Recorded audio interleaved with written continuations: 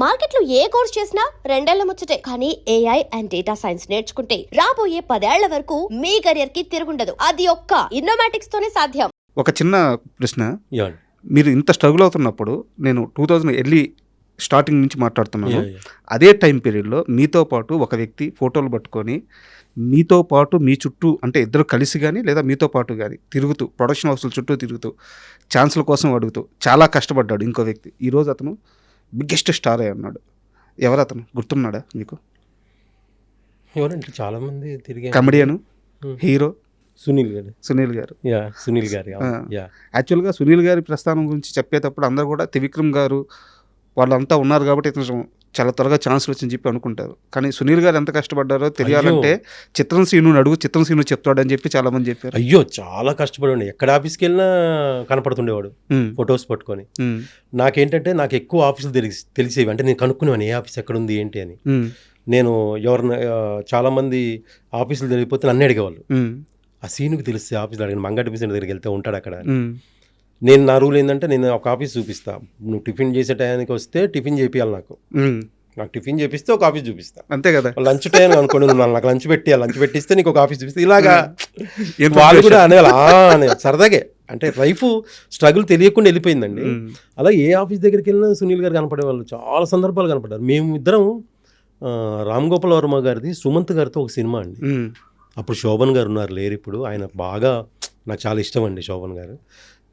అయితే ఆడిషన్కి వెళ్ళామండి. వెళ్తే చాలామంది ఉన్నారండి.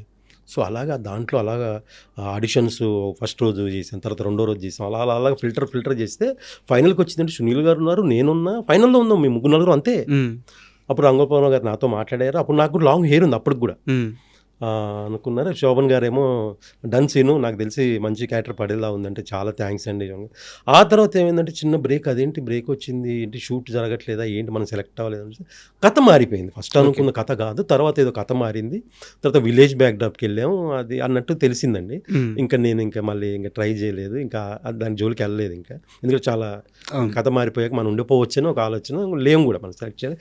సునీల్ గారు సెలెక్ట్ ఆ సినిమా కోసం సునీల్ గారు ట్రైన్లో బాత్రూమ్ నుంచి జర్నీ చేశాడు. అవునా? ట్రైన్ బాత్రూంలో జర్నీ చేశాడు సునీల్ గారు. అసలు అంటే అంత స్ట్రగుల్ చేశారు, చాలా స్ట్రగుల్ చేశాడు సునీల్ గారు. అమ్మో అస్సలు నేను చూసే లైవ్, లేకపోతే అంత ఈజీగా రాదండి అస్సలు. చాలా స్ట్రగుల్, చాలా ఫుడ్కి లేకుండా, అంటే ఉన్నదాన్నే ఎలా షేర్ చేసుకునే వాళ్ళు. ఆయన త్రివిక్రమ్ గారు వాళ్ళు, ఆర్పి పట్నాయక్ గారు అందరూ ఒక రూమ్లో ఉండేవాళ్ళు. ఉన్న ఎంత ఉంది దాన్ని ఎలా షేర్ చేసుకునే వాళ్ళు, ఏంటి దాన్ని ఎలాగ ఇప్పుడు ఎంత ఉంది, దాన్ని 2 రోజులు ఎలా గలపాలి, 3 రోజులు ఎలా గలపాలి, అలా చేసుకొని చేసిన సందర్భాలు ఉన్నాయి వాళ్ళు. తర్వాత వాళ్ళున్న రూము కింద కిరాణా షాప్ ఉండేది, అక్కడ చిప్స్ ప్యాకెట్లు అవి తీసుకొని చాలా సిచ్యువేషన్, చాలా హార్డ్ వర్క్ చేశారండి సునీల్ గారు. చాలా చాలా అంటే చాలా, నేను చూసాను లైవ్. Super journey. అయితే మీరు చాలా ఇంటర్వ్యూలో చిత్రం నా మొదటి మూవీ అని మాత్రమే చెప్పున్నారు. బట్ ఆ సినిమాలోకి మీకు ఎలా అవకాశం వచ్చిందో ఎక్కడ చెప్పలేదు. ఎందుకంటే చిత్రం సంబంధించి ప్రతి ఆర్టిస్ట్ని తీసుకోవడం కూడా బడ్జెట్ లేకుండా, ఎవరైతే కొంచెం తక్కువ బడ్జెట్కి వస్తారో వాళ్ళని తీసుకో. ఈవెన్ హీరోకే సరైన బడ్జెట్ లేదండి, బడ్జెట్ పరంగా తీసుకోలేదండి. బడ్జెటే కాదండి అక్కడ. ఎవడైతే బాగా చేయగలడో వాళ్ళనే లాగారు. ఎందుకో చెప్తాను వినండి. నాకు చిత్రంకి ఆడిషన్స్ జరుగుతున్నాయి, చిత్రం అనే పేరు లేదు. అయితే నాకు కొంచెం సినిమా మీద కొంచెం ఎంతో గొప్ప తెలిసిన వాళ్ళకి, చాలామందికి సినిమా ఇంట్రెస్ట్ ఉన్న వాళ్ళకి, చాలామందికి కూడా కెమెరామెన్ల గురించి, మ్యూజిక్ డైరెక్టర్ల గురించి, కాస్ట్యూమర్ల గురించి తెలుస్తుంటాయి. అవును. సో నాకు తేజ గారి వాళ్ళు ఒక మంచి కెమెరామెన్ అనే విషయం తెలుసు నాకు. గులాము చాలా అద్భుతాలు చేశారు ఆయన. బాలీవుడ్లో అద్భుతమైన సినిమాలు, తెలుగులో కూడా చాలా అద్భుతమైన సినిమా. అయ్యో సూపర్ కెమెరామెన్ ఆయన అనుకున్నాను. సో ఆయన ఒక డైరెక్షన్ చేస్తున్నారు ఇట్లా ఉషా కిరణ్ మూవీస్ వాళ్ళది. సో దానికి ఆడిషన్స్ జరుగుతున్నాయంటే నేను వెళ్ళాను సార్. అక్కడ సోమాజిగూడలో సిసి అని ఒక అపార్ట్మెంట్స్ ఉంది, సెంట్రల్ కోర్ట్ అపార్ట్మెంట్స్ ఉండేవి. ఉషా కిరణ్ వాళ్ళ ఆఫీస్ ఉండేది.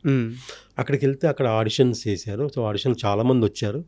అలాగా అందులో నేను సెలెక్ట్ అయ్యాను. అలా చాలామంది, నేను, చిత్రం భాష, వేణు, బబ్లు కూడా వాళ్ళ ఫాదర్ ఆర్టిస్ట్ అండి. సో బబ్లూని కూడా ఆడిషన్ చేశారండి. అది అందరిని ఆడిషన్ చేసి ఫిల్టర్ చేసింది. యాక్చువల్గా ఉదయ్ గారు అనుకుని ఫస్ట్ వేరే క్యారెక్టర్, తర్వాత ఇంకా కొన్ని సందర్భాలు ఉదయ్ హీరో అయిపోయాడు. ఫస్ట్ హీరో తరుణ్ కదా? అవునండి, తరుణ్ గారు అనుకున్నారు. సో తర్వాత అది కొంచెం ఏదో జరిగింది. తర్వాత ఉదయ్ ఫ్రెండ్ క్యారెక్టర్ అనుకున్నారు. సో ఉదయ్ హీరో అయ్యాడు.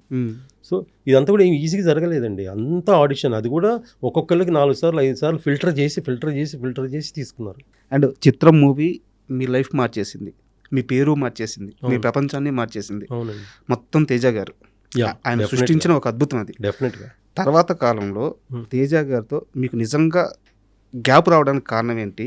ఆయన వల్ల నా కాలు విరిగింది అని చిత్రం శ్రీను భావించి నువ్వు నేను నుంచి బయటకు వచ్చాడా? అసలు తేజ గారితో మీ రిలేషన్ ఎలా ఉంది ఇప్పుడు? తేజ గారితో నాకు ఇప్పటికీ మంచి రిలేషన్ అండి. మేమిద్దరం మాట్లాడుకుంటే ఎవరిని వింటే ఫ్రెండ్స్ లాగా మాట్లాడుకుంటున్నట్టు ఉంటుంది. వాళ్ళిద్దరు ఫ్రెండ్సా అని అడుగుతారు నన్ను, ఎవరిని ఉన్నా కూడా మీ ఇద్దరు బాగా క్లోజ్ ఫ్రెండ్సా అంటారు. అంటే ఆయనతో అలాగే ఉంటుంది, ఫస్ట్ నుంచి అలాగే ఉన్నా. చిత్రం అప్పుడు కూడా మాకు ఏదన్నా డైలాగ్ లాగా ఉంటే ప్రాక్టీస్ చేయించి అందరితో ప్రాక్టీస్ చేయించమనేవాళ్ళు, నాకు చెప్పేవాళ్ళు ఆయన. సో అలా మేము అందరం పక్కకి ప్రాక్టీస్ చేసేవాళ్ళం. అలా ఫస్ట్ నుంచి కూడా ఎందుకు మంచిగా నాకు ఏంటంటే నువ్వు నేను సినిమాలో నన్ను ఆయన కొత్తగా చూపించాలనుకున్నారండి. ఓకే. అస్సలు ఆయనకి నాకు ఏమి ఇది లేదండి. ఆయన అనుకుంది వీడిని కొత్తగా ఏదైనా చూపిద్దాం, వీడిని బాగా చూపించాలనే ఉద్దేశంతో నాకు బెనర్జీ గారికి ఒక క్యారెక్టర్ అనుకున్నారండి. యాక్చువల్గా అదేదో ఇంగ్లీష్ ఫిల్మ్లో ఉందంట, నాకు కూడా తెలియదు. నేను బెనర్జీ గారు ఒకటే లాంటి డ్రెస్సు, ఒకటే లాంటి హెయిర్ కట్, ఇద్దరం కూడా ఒకేలాగా బిహేవ్ చేస్తుంటాం. సిగరెట్ వెలిగించిన ఒకేసారి వెలిగిస్తాం, గీక్కున్న ఒకేసారి గీక్కున్నాం, చూసిన ఒకేసారి, ఇద్దరం ఒకేసారి బిహేవ్ చేస్తూ ఉంటాం. ఏం చేసినా ఆయన యాక్చువల్ ఆయన లారీ డ్రైవర్, లారీ వెనక నేను కూర్చున్నా, ఇద్దరు ఒకేసారి చేస్తూ ఉంటాం ఏ పనైనా. సో అలాగే ఒక క్యారెక్టర్ డిజైన్ చేసుకుని అలా చేశారు.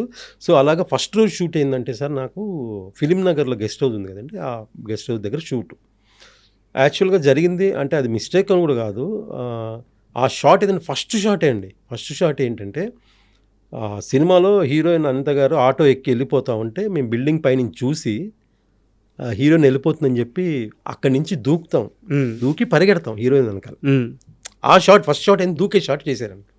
సో నేనంటే ఓకే రెడీయా, నువ్వు రెడీ, హార్స్మన్ బాబు గారు ఫైట్ మాస్టర్, ఓకేనా డన్, తేజ గారు డన్ చేసేస్తాడు సీను అని అంటే అంత నేను కూడా కాన్ఫిడెంట్గా ఉన్నాను సార్. సో ఏమైందంటే కింద కెమెరా పెట్టారండి, కెమెరా ముందు ఒక మార్క్ వేసారు, ఆ మార్క్లో దూకి రోల్ చేయాలి, పక్కకి వెళ్ళిపోవాలి. ఎందుకు రోల్ చేసి పక్కకి వెళ్ళిపోవాలంటే సేమ్ అదే పాయింట్లో బెనర్జీ గారు దూకుతారు. కరెక్ట్, సేమ్ అదే పాయింట్లో బెనర్జీ గారు దూకుతారు. సో నేను బాగానే రెడీ సార్ అన్నాను, ఎయిర్లో ఉన్నాను, అది దగ్గర 3 ఫ్లోర్, 2nd ఫ్లోర్ అనుకుంటా. అక్కడి నుంచి ఎయిర్లో ఉన్నాక నా డౌట్ ఏముందంటే కింద కెమెరా ఉంది, మార్క్ ఉంది, నేను ఒకవేళ కరెక్ట్ మార్క్లో దూకి రోల్ చేయకపోతే నా వెనక బెనర్జీ గారి పైన దూకేస్తారా, అది ఎయిర్లో ఉన్నప్పుడు వచ్చిందండి ఆ డౌట్ నాకు. సో ఆ డౌట్ అయినా సరే దూకాము, రోల్ చేసాం, పడ్డాం, బెనర్జీ గారు కూడా దూకారు, అంతా క్లాప్స్ కొట్టారు, అయిపోయింది. క్లాప్స్ కొట్టి అయిపోయిన తర్వాత అప్పుడు అంతా బెడ్లు ఇవి ఉండే అట్టపెట్టెలు, వాటి మీద బెడ్లు వేసి దూకేవాళ్ళం. ఇప్పుడు అంతే వైర్ వర్క్ వచ్చింది. ఆ తర్వాత అయిపోయింది షార్ట్, అమ్మాయ్య బాగా వచ్చింది అనుకున్నా. తర్వాత దిగితే కాలు నిలవట్లేదండి, పడిపోతున్నది, కాలు నిలబడట్లేదు నాకు. ఏందబ్బా ఏం నిలబడట్లేదు చూస్తే ఆ లోపు స్వెల్లింగ్ వచ్చేసి నరసింహ బాబు గారు వచ్చారు, చూశారు, ఇది ఫ్రాక్చర్ అన్నారు. సో అక్కడి నుంచి హాస్పిటల్కి తీసుకెళ్లారు. అక్కడ కేపాలని ఒక హాస్పిటల్ ఉండేవి, అక్కడ తీసుకెళ్ళి కట్టేసి ఆ తర్వాత ఇంకా నేను ఆ సినిమాలో చేయలేదండి, మిస్ అయిపోయాను. అదే నా క్వశ్చన్ కూడా. అయితే